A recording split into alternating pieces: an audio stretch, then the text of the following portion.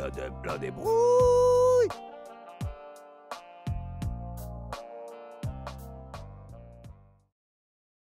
Alors le hameau en lui-même, je le connais depuis très longtemps parce que mon meilleur ami, enfin mon ami d'enfance, il habitait là quand on avait, je sais pas, 3 ans, 4 ans. Dans la baraque où j'habite maintenant d'ailleurs. Il y a Carton qui a habité dans cette baraque, des Raoul Petite. C'est la base. Salut, bonjour. Ça va? Ça va, nickel. J'ai perdu le petit chat, je te dis, voilà, si tu le vois pas. Ah ouais, Adjik a disparu. Oh. Comment ça? Bon, c'est l'ennemi de mon chat, mais quand même, je l'aime bien. Ça reste un chat, tu vois. J'aime bien les chats. Voilà, donc welcome to the corner, hein, qui n'est pas une maison luxueuse, mais qui est une maison pleine de bonnes vibes. Je vous présente Chill, toujours gardien du corner. Bah alors, je vais monter checker pour te foutre des croquettes. Et puis après on montera, je vais te montrer le début de la balade que je me fais régulièrement. Allez, let's go. Voilà, hein, ça chauffe au bois, tu connais. Hop. Ah bah si le chat il reste dedans, c'est tout aussi bien. Je vais faire ça, sinon il va nous suivre. Alors là on part sur une côte avec un sacré dénivelé. Donc je sais pas si je vais parler tout le long. Mais une fois en haut on peut continuer à tchatcher.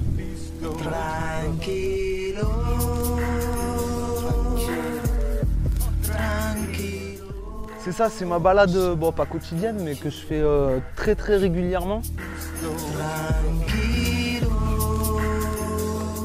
Et c'est surtout un grand luxe parce qu'en 5 minutes je suis dans la nature, quoi. Et ça n'a pas de prix, mon ami. La nature, c'est la vie. Matou minou, ça c'est para mi gato.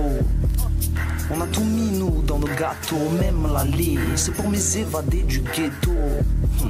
Et puis mes amoureux de la colline. Et là tu m'as fait parler tout le long de la côte, enfoiré. Je suis un matou moi, mate-moi m'étaler sur le matelas. Je vais mettre là et me caler. C'est clair. Là j'aime bien, on commence à avoir des petites vues intéressantes. Tranquillo mon chat. Posé. Et là on arrive à ce qu'on appelle très originalement les tables. Il y a des tables en béton un petit peu partout dans mon village, dans des coins paumés, pour s'installer et pouvoir faire une bouffe ou juste profiter, quoi. Voilà, c'est pas grandiose, mais c'est ce que j'aime, c'est chez moi, quoi. La débrouille. On est rue Pasteur, Saint-Saturnin-les-Alpes, 84 400 représente.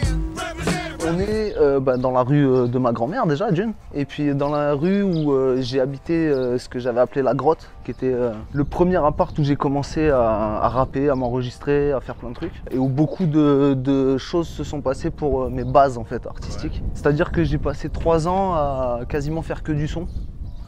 À vivre avec peu de moyens et à faire que ça, de la vidéo, du son. Alors j'ai commencé complètement tout seul et puis au bout de 1 an ou un truc comme ça, j'ai commencé à rencontrer Sog du Nunchak, Winnie, tout le monde, toute la bande qui après a tourné un peu autour de, ou avec qui j'ai tourné, qui a monté la Nunchak Family, etc. Ça c'était 2010, 2011. De 2010 à 2013 j'ai habité là je pense. Et d'ailleurs il y a même des plans d'un clip du Nunchak qui ont été tournés là et tout. Cette porte apparaît dans une vidéo, monsieur. C'est logique que je me sente chez moi, en fait, je connais tellement de gens dans ce village et tout, j'ai grandi là, c'est agréable quoi, de se sentir à la maison, même en extérieur, quoi. J'ai connu genre cet endroit avant que ces marches soient faites, tu vois. Je te jure que c'est vrai. Là, je vais te montrer le château de Saint-Sape. J'ai connu cette place avant qu'il y ait une fontaine, et c'est toujours vrai. Ça c'est un vieux four banal, ça s'appelle, c'est-à-dire que c'était un four commun au village, je sais plus si c'est au Moyen-Âge ou je sais pas quand.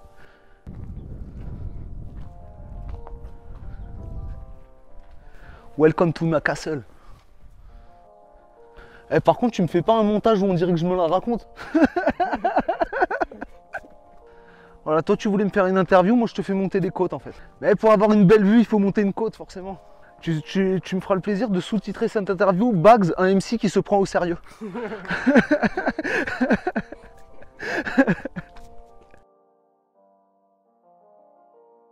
qu'est-ce que tu sens de différent quand tu te projettes à l'époque où tu vivais à Saint-Sath, tu vois, les débuts de la musique? Putain, c'est une vaste question. Bah déjà, c'était il y a longtemps, hein. On est en 2021, j'ai commencé à poster des trucs publiquement en 2010. Donc ça fait un bail. Moi, ça fait encore plus longtemps que ça que j'écris. J'écris depuis 22 ans maintenant. J'ai 36 ans, j'écris depuis que j'en ai 14. Donc qu'est-ce qui a changé depuis cette époque-là, 2010-2011, là où je commençais à faire des trucs plus sérieusement ici? Bah déjà la démocratisation de tout, que ce soit du rap et du hip-hop, que ce soit même des moyens techniques. Tout s'est démocratisé, tout le monde peut tout faire maintenant, alors que 2010 ça commençait mais c'était le tout début. Parce que moi j'ai toujours été en mode, j'ai jamais enregistré dans un studio professionnel de toute ma vie. Tout faire soi-même c'est quand même un kiff. Donc j'ai tout fait quoi, j'ai fait la vidéo, j'ai fait le son, j'ai tout appris tout seul aussi, je suis autodidacte. Donc j'ai appris le mix, tout ce qui est matériel, les micros, les machins, la vidéo. Bah d'ailleurs le blast de ton média, la débrouille, ça me touche complètement parce que c'est exactement ce que j'ai fait depuis le début quoi. Avec les moyens du bord, il y a moyen de faire des trucs qui maintenant sonnent carrément pro. Ça demande plus de travail, mais il y a moyen d'avoir un résultat quasi identique à des professionnels maintenant, juste en indépendant complètement quoi. Et du coup, c'est à quel moment que tu étais dans cette démarche la débrouille, c'est à quel moment que tu t'es dit vas-y maintenant je suis mature, je vais faire mon premier projet? Alors ça a pris énormément de temps. Mon premier vrai projet, mon tout premier vrai projet, c'est un 4 titres qui n'est pas sorti en physique, qui est sur internet. C'est né d'une connexion avec un mec qui faisait des instrus que j'ai jamais rencontré dans la vraie vie, on se connaît que par internet. Des fois je me dis vivement que ça pète. De toute façon ils réaliseront jamais. On joue avec des putains d'allumettes et plus d'une fois on s'est cramé, t'es pas bête. Tu sais qu'une planète ça compte pas en années, c'est un fait qu'on met aux oubliettes au risque de la condamner vivement que ça pète. En fait il m'a approché, il m'a dit si tu veux je fais des instrus, si ça t'intéresse va écouter et tout.